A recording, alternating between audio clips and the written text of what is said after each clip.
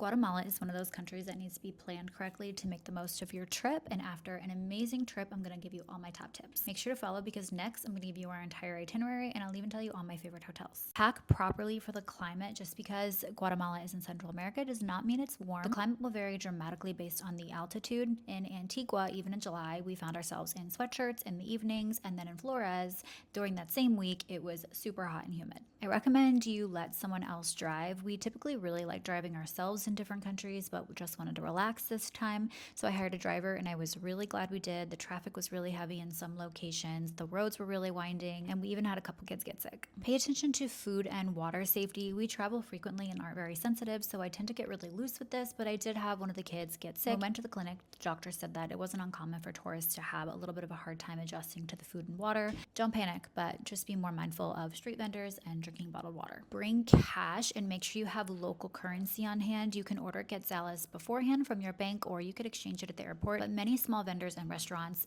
wanted cash only. Air conditioning is not a given, especially in the higher altitude locations, so if that's really important to you, make sure you check your accommodations because many of even the nicer ones don't have air conditioning. And lastly, choose your volcano adventure wisely. We did the whole Acatanago experience, and after doing that, especially with kids, I'd probably opt for a little more laid back experience like Pacaya. Make sure to follow for my Guatemala itinerary and more because I travel a lot, give away all the details, and reach out if you're planning a luxury adventure and you want to take it to the next level.